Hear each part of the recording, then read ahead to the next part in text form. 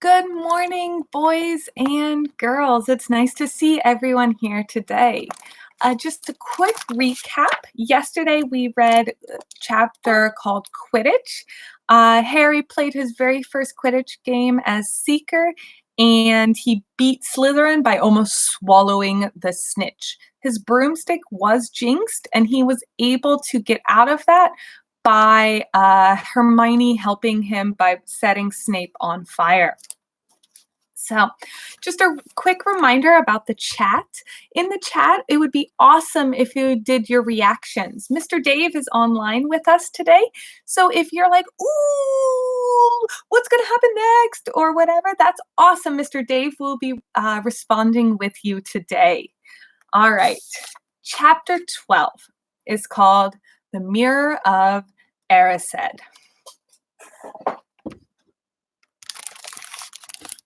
Christmas was coming.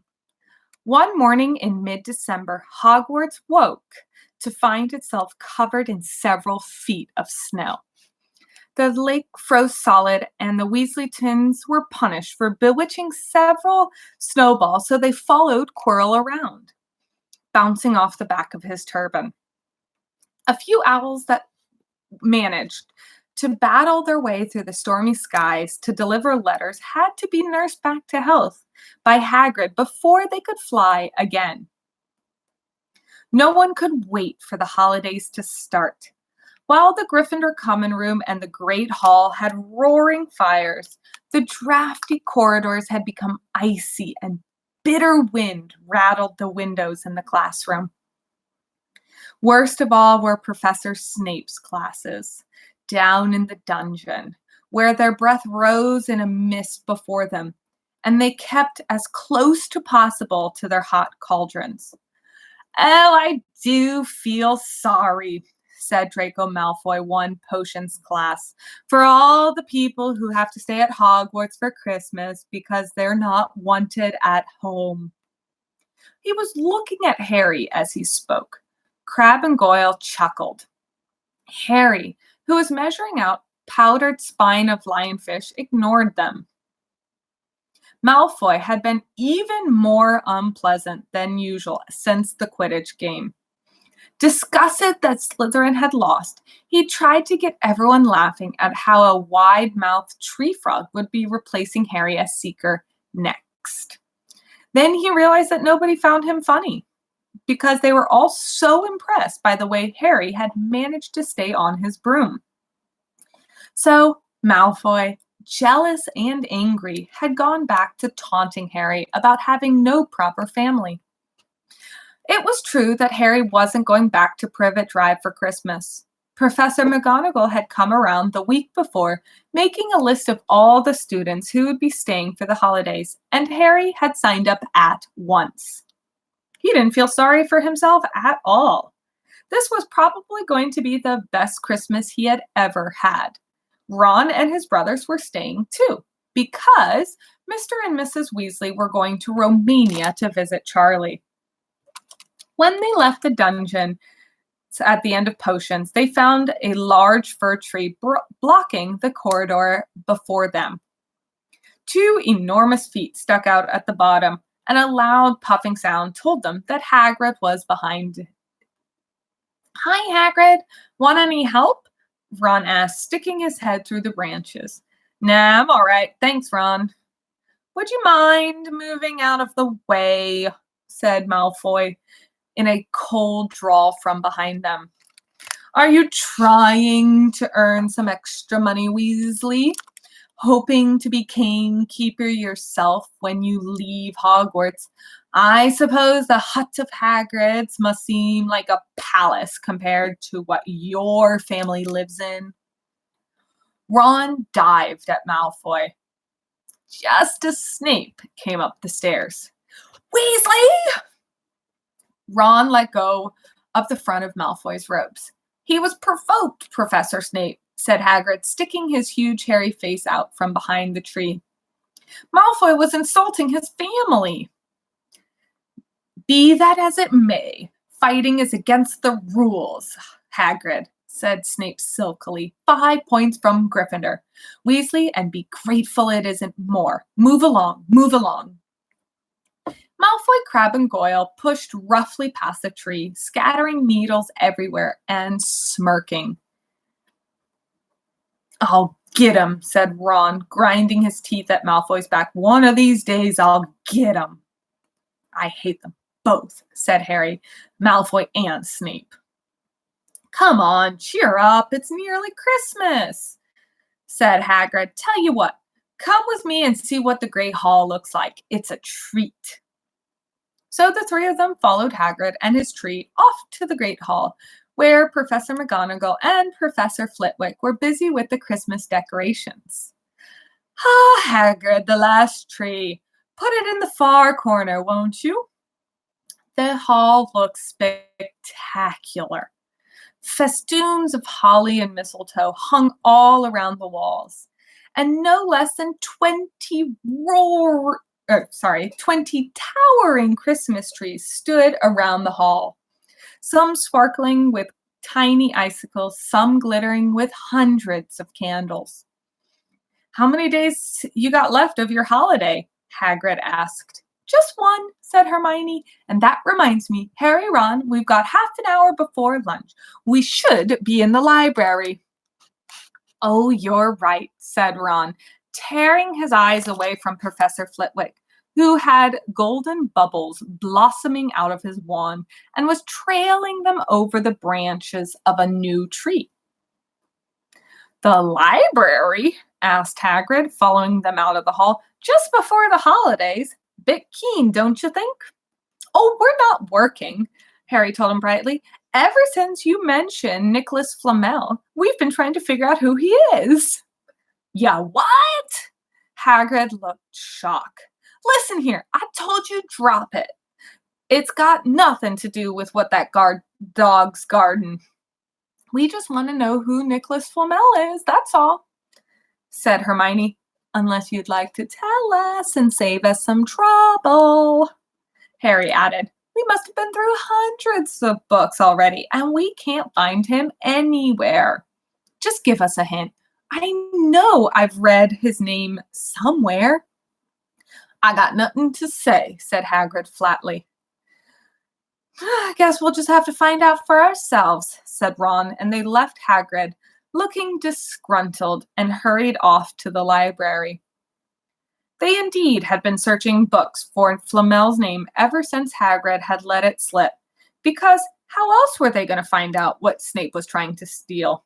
The trouble was, it was very hard to know where to begin, not knowing what Flamel might have done to get himself into a book. He wasn't in Great Wizards of the 20th Century or notable magical names of our times. He was missing too from important modern magical discoveries and a study of recent developments in wizardry. Then, of course, there was the sheer size of the library. Tens of thousands of books, hundreds of shelves, hundreds of narrow rows. Hermione took out a list of subjects and titles she had decided to search, while Ron strode off down a row of books and started pulling them off the shelves randomly. Harry wandered over to the restricted section. He had been wondering for a while if Flamel wasn't in there. Unfortunately, you needed a teacher's signature to look at any of the books in the restricted section, and he knew he'd never get one. These were the books containing most powerful dark magic never taught at Hogwarts, and only read by older students studying advanced defense against the dark arts. What you looking for, boy? Nothing, said Harry. Madame Pince, the librarian, bandished a feather duster at him. You better get out. Go, get out, go. Wishing he'd been a bit quicker at thinking up some story, Harry left the library. He, Ron, and Hermione had decided not to ask Madame Pince where they could find Flamel. They were sure she would be able to tell them, but they couldn't risk Snape hearing what they were up to. Harry waited outside the corridor to see if the other two had found anything, but he wasn't very hopeful. They had been looking for 2 weeks after all, but as they only had odd moments between lessons, it wasn't very surprising that they hadn't found anything. What they really needed was a nice long stretch without Madam Pince breathing down their necks. 5 minutes later, Ron and Hermione joined them, shaking their heads, and they went off to lunch. "You keep looking while I'm away, won't you?" said Hermione, "and send me an owl if you find anything." "And you could ask your parents who Flamel is," said Ron. "It'd be safe to ask them." "Very safe, as they're both dentists," said Hermione. Once the holiday started, Ron and Harry were having too good of a time to think much about Flamel. They had the dormitory to themselves, and the common room was far emptier than usual. So they were able to get the good armchairs by the fire. They sat for hours, eating anything they could spear on a toasting fork. Bread, English muffins, marshmallows, plotting ways to get Malfoy expelled, which were fun to talk about even though they wouldn't work. Ron had also started teaching Harry wizarding chess. This was exactly the same as the Muggle chess, except that the figures were alive, which made it a lot like directing troops into battle. Ron's set was very old and very battered. Like everything he owned, it had belonged to someone else in his family. In this case, his grandfather. However, old chessmen weren't a drawback at all. Ron knew them so well, he never had trouble getting them to do what he wanted. Harry played with chessmen Seamus Finnegan had lent him, and they didn't trust him at all. He wasn't a very good player yet, and they kept shouting different pieces of advice at him, which was very confusing. "Don't send me in there. Can't you see his knight? Send him. We can afford to lose him." On Christmas Eve, Harry went to bed looking forward to the next day for the food and the fun, but not expecting any presents. When he woke up early in the morning, however, the first thing he saw was a small pile of packages at the foot of his bed. "Merry Christmas," said Ron sleepily, as Harry scrambled out of bed and pulled on his bathrobe. "You too," said Harry. "Will you look at this? I got some presents." "What'd you expect, turnips?" said Ron, turning over his own pile, which was much bigger than Harry's. Harry picked up the top parcel. It was wrapped in a thick brown paper and scrawled across it, "To Harry from Hagrid." Inside was a roughly cut wooden flute. Hagrid had obviously whittled it himself. Harry blew it. It sounded a bit like an owl. A second, much smaller parcel contained a note. "We received your message and enclosed your Christmas present from Uncle Vernon and Aunt Petunia." Taped to the note was a 50-pence piece. That's a piece of money. "That's friendly," said Harry. Ron was fascinated by the 50 pence. "Weird," he said. "What a shape. Is this money?" "You can keep it," said Harry, laughing at how pleased Ron was. "Hagrid, my aunt, and my uncle. So who sent these?" "I think I know who that one's from," said Ron, turning pink and pointing to a very lumpy parcel. "My mom. I told her you didn't expect any presents." "Oh, no," he groaned. "She's made you a Weasley sweater." Harry tore open the parcel to find a thick hand-knitted sweater in emerald green and a large box of homemade fudges. "Every year she makes us a sweater," said Ron, unwrapping his own, "and mine's always maroon." "That's really nice of her," said Harry, trying the fudge, which was extremely tasty. His next present contained candy, a large box of chocolate frogs from Hermione. This only left one parcel. Harry picked it up and felt it. It was very light. He unwrapped it. Something fluid and silvery gray slithered to the floor, where it lay gleaming. Ron gasped. "I've heard of those," he said in a hushed voice, dropping the box of every flavored beans he had gotten from Hermione. "If that's what I think it is, it's really rare and really valuable." "What is it?" Harry touched the shiny silvery cloth. He picked it up off the floor. It was strange to touch, like water woven into material. "It's an invisibility cloak," said Ron, a look of awe on his face. "I'm sure it is. Try it on. Try it on." Harry threw the cloak around his shoulders, and Ron gave a yell. "It is! Look down!" Harry looked down at his feet, and sure enough, they were gone.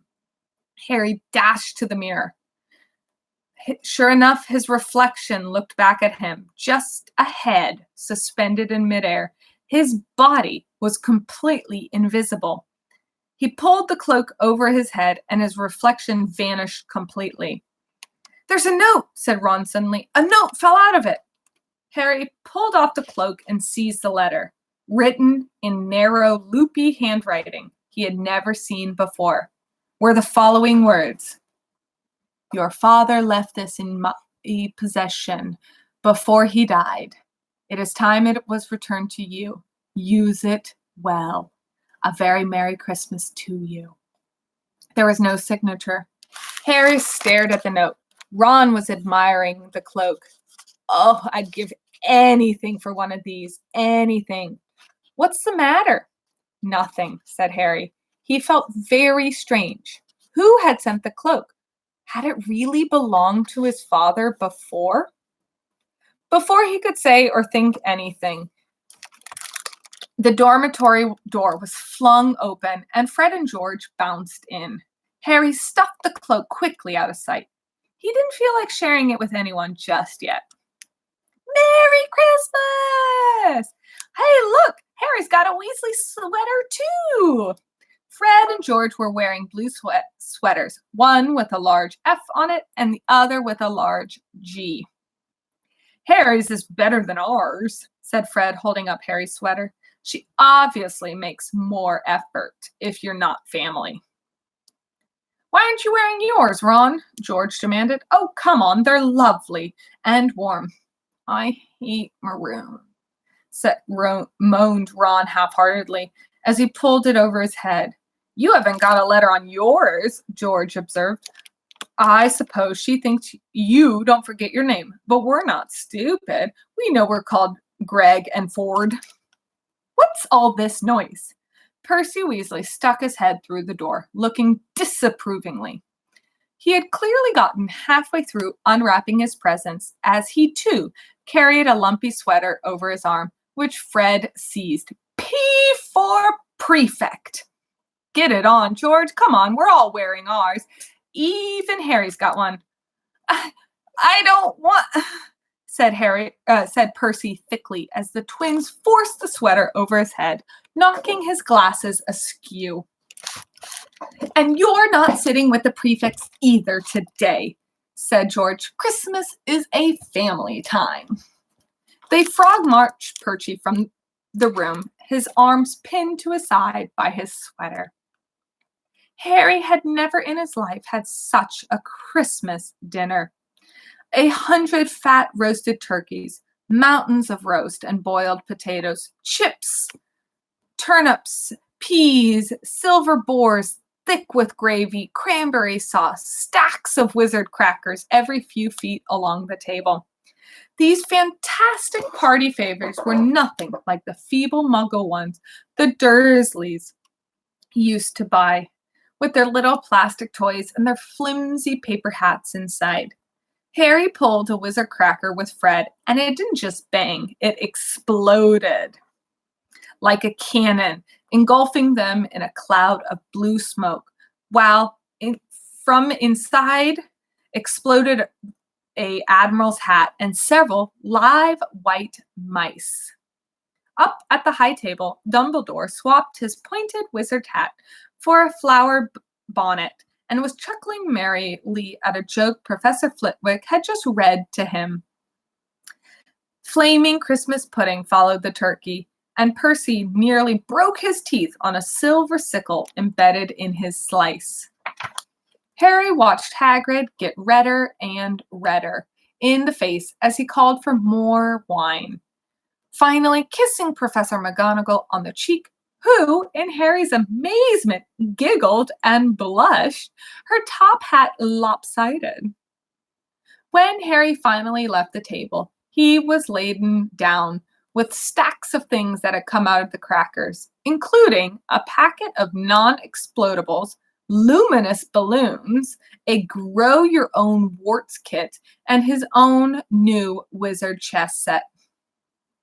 The white mice had disappeared, and Harry had a nasty feeling that they were going to end up as Mrs. Norris's Christmas dinner. Harry and the Weasleys spent an afternoon having a furious snowball fight on the grounds. Then, cold, wet, and gasping for breath, they returned to the fire in the Gryffindor common room, where Harry broke in his new chess set by losing spectacularly to Ron. He suspected he wouldn't have lost so badly if Percy hadn't tried to help him so much.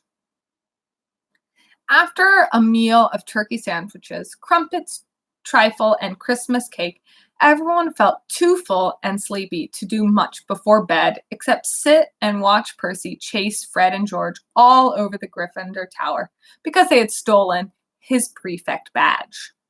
It had been Harry's best Christmas ever, yet something was nagging at the back of his mind. Not until he climbed into bed was he free to think about it, the invisibility cloak, and whoever had sent it. Ron, full of turkey and cake, and with nothing mysterious to bother him, soon fell asleep. Harry leaned over the side of his own bed and pulled the cloak from under it. His father's. It had been his father's. He let the material flow over his hand, smoother than silk, lighter as air. Use it well, the note had said. He had tried it. He had to try it now. He slipped out of bed, wrapped the cloak around him. Looking down at his legs, he only saw moonlight and shadows. It was a very funny feeling. Use it well. Suddenly, Harry was wide awake. The whole of Hogwarts was open to him under this cloak. Excitement flooded through him as he stood there in the dark and the silence. He could go anywhere he wanted, and Filch would never know. Ron grunted in his sleep. Should Harry wake him? Something held him back. His father's cloak. He felt that this time, the first time, he should be alone. He crept out of the dormitory, down the stairs, across the common room, and climbed out of the portrait hole. "Who's there?" squawked the fat lady. Harry said nothing. He walked quickly down the corridor. Where should he go? He stopped, his heart racing in thought. Then it came to him. The restricted section in the library. He would be able to read as long as he liked, as long as it took to find out who Flamel was. He set off, drawing the invisibility cloak tight around him as he walked. The library was pitch black and very eerie. Harry lit a lamp to see his way along the rows of books. The lamp looked as if it was floating along in midair, and even though Harry could feel his arm supporting it, the sight gave him the creeps. The restricted section was right at the back of the library. Stepping carefully over the rope that separated these books from the rest of the library, he held up his lamp to read the titles. They didn't tell him much. Their peeling, faded gold letters spelled words in languages Harry couldn't understand. Some had no title at all. One had a dark stain on it that looked horribly like blood. The hairs on the back of Harry's neck prickled. Maybe he was imagining it, maybe not, but he thought a faint whispering was coming from the books. as though they knew someone was there where they shouldn't be. He had to start somewhere. Setting the lamp down carefully on the floor, he looked along the bottom shelf for an interesting book. A large black and silver volume caught his eye. He pulled it out with difficulty because it was very heavy and balanced it on his knee, let it fall open. A piercing, blood-curdling scream split the silence. The book was screaming. Harry snapped it shut, but the shriek went on and on, one high, unbroken, ear-splitting note. He stumbled backwards, knocked over the lamp, which went out at once. Panicking, he heard footsteps coming down the corridor outside. Stuffing the shrieking book back on a shelf, he ran for it. He passed Filch in the doorway. Filch's pale, wide eyes looked straight through him, and Harry slipped under Filch's outstretched arm and streaked off the corridor, the book shriek still ringing in his ears.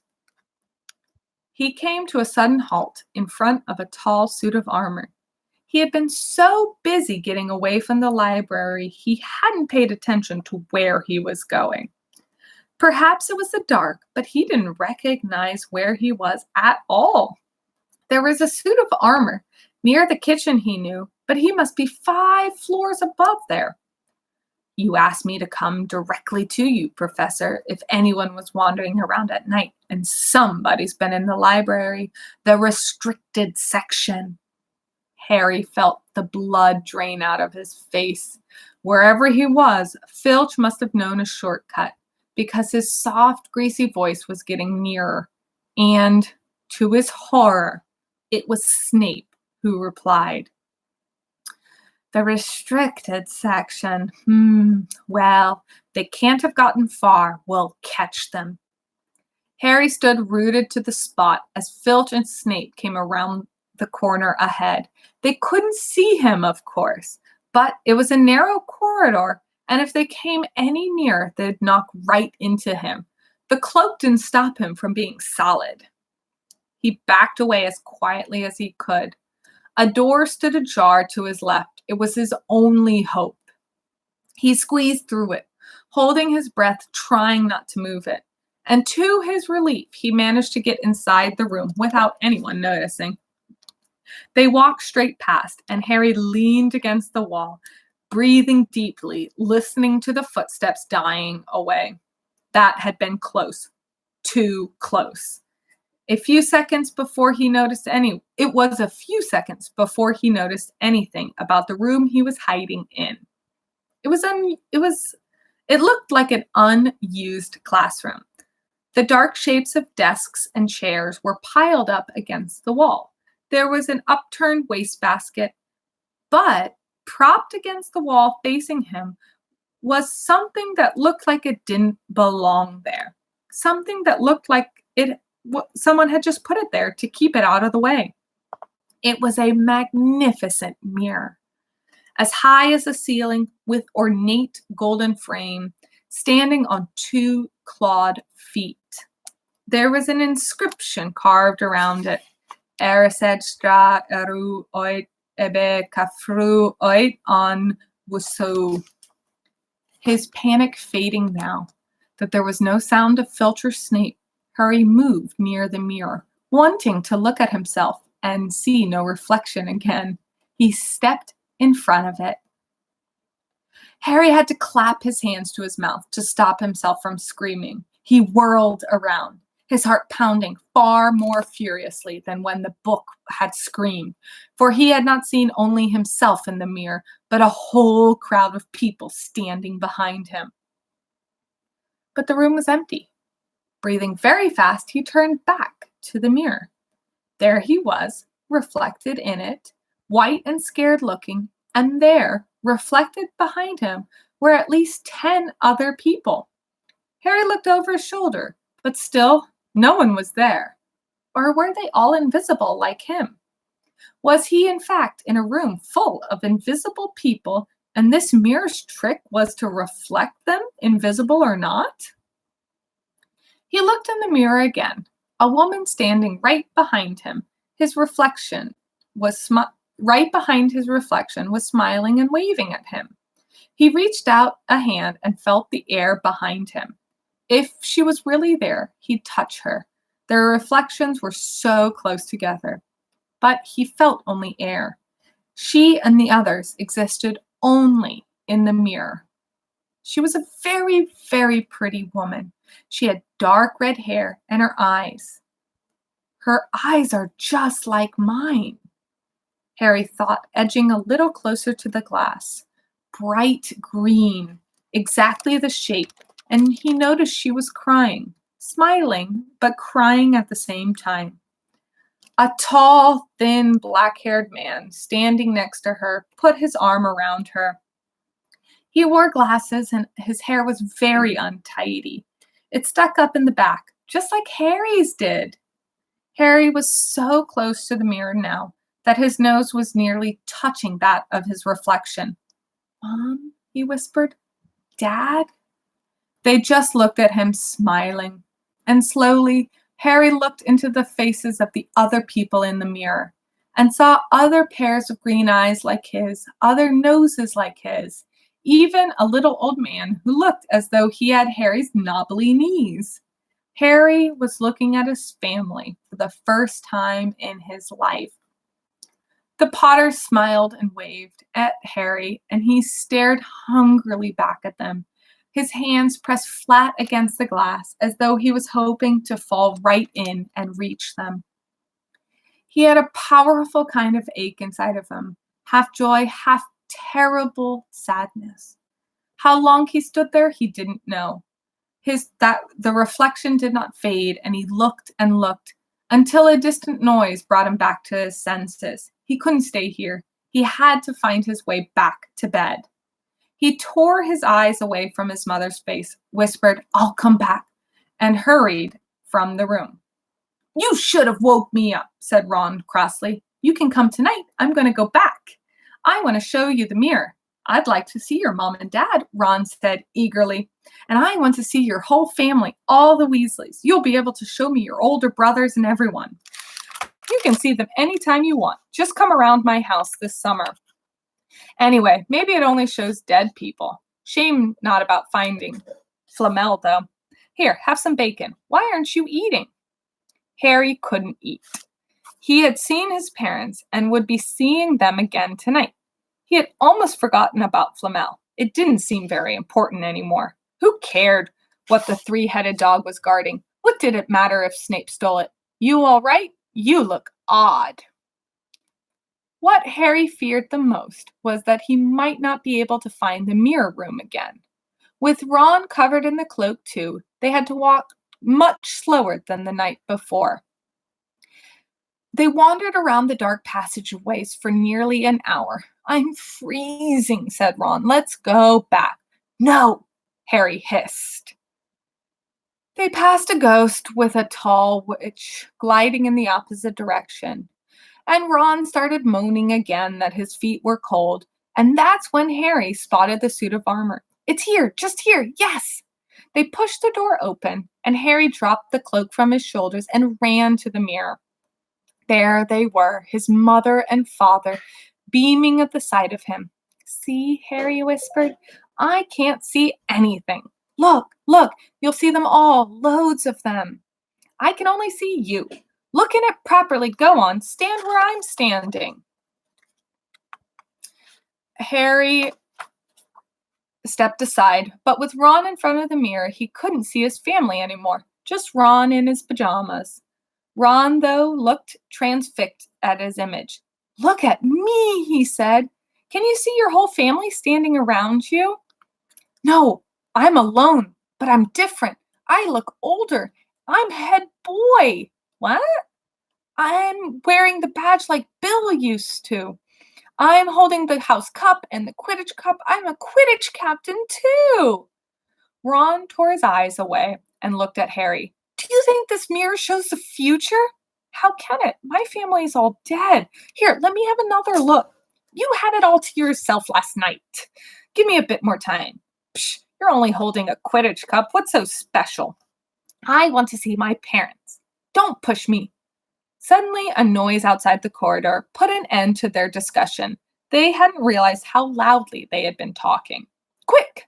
Ron threw the cloak over him, and Mrs. Norris walked in.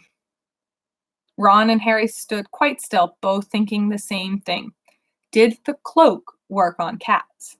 After what seemed an age, she turned and left. This isn't safe. She might have gone for Filch. I bet she heard us. Come on. And Ron pulled Harry out of the room.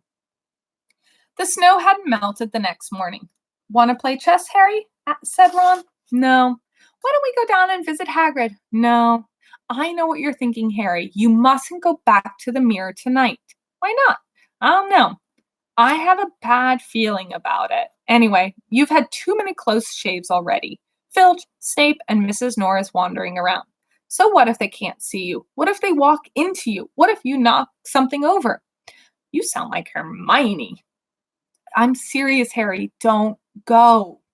But Harry only had one thought in his head, which was to get back in front of the mirror, and Ron wasn't going to stop him.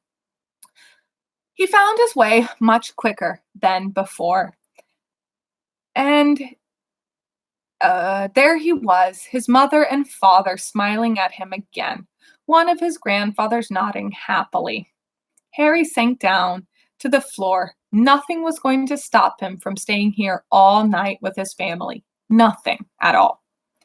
Except, so back again, Harry. Harry felt as though his insides had turned to ice. He looked behind him. Sitting on one of the desks by the wall was none other than Albus Dumbledore. Harry must have walked straight past him, so desperate to get to the mirror. I didn't see you, sir. Strange how nearsighted being invisible can make you, said Dumbledore, and Harry was relieved to see that he was smiling. So, said Dumbledore, slipping off the desk to sit on the floor with Harry. You, like hundreds before you, have discovered the delights of the Mirror of Erised. And I expect you have figured out what it does now.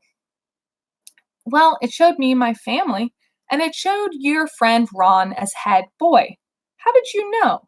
I don't need a cloak to become invisible, said Dumbledore gently. Now, can you think of what the Mirror of Erised shows us all? Harry shook his head. Let me explain. The happiest man on earth would be able to look into the Mirror of Erised like a normal mirror. Does that help? Harry thought, then said slowly, It shows us what we want, whatever we want? Yes and no, said Dumbledore quietly. It shows us nothing more or less than the deepest, most desperate desires of our hearts. You who have never known your family, see them standing around you. Ron, who is always outshadowed by his brothers, sees himself standing alone, the best of all of them. However, this mirror gives us neither knowledge nor truth. Men have been wasted away, entranced by what they have seen, driven mad not knowing if it shows real or even possible things. The Mirror of Erised will be moved to a new home, Harry, and I ask you not to look for it again. If you do run across it, you will now be prepared.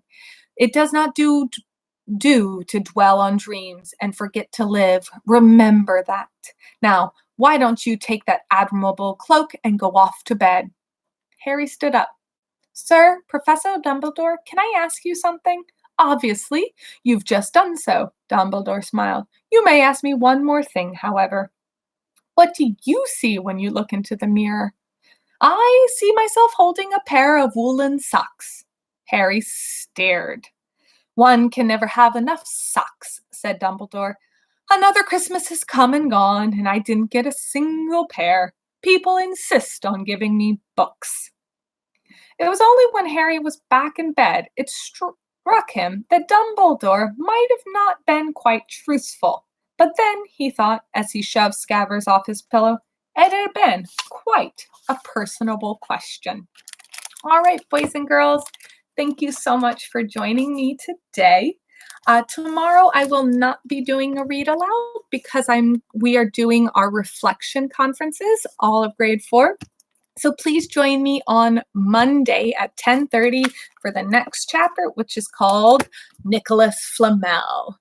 All right, boys and girls, thank you so much for joining.